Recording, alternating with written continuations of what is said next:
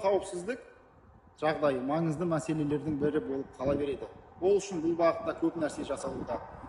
Заңнамалар өзгеруде, жолдарда жаңа инженерлік шешімдер енгізілуде. Ақпараттық жүйелер мен бағдарламалар жол жүрісіне қатысушылардың қауіпсіздігін арттырып, полиция жұмысын жақсартуға мүмкіндік береді.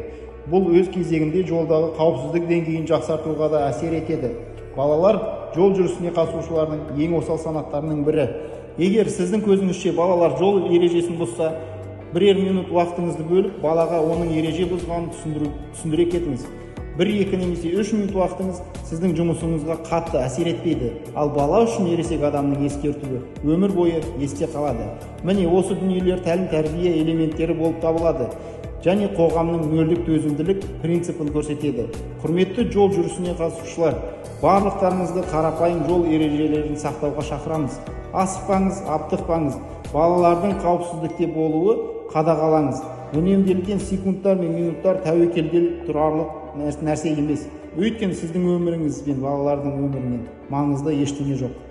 Барлық өскелең ұрпаққа және ауыл тұрғындарына үндеу тастағым келеді.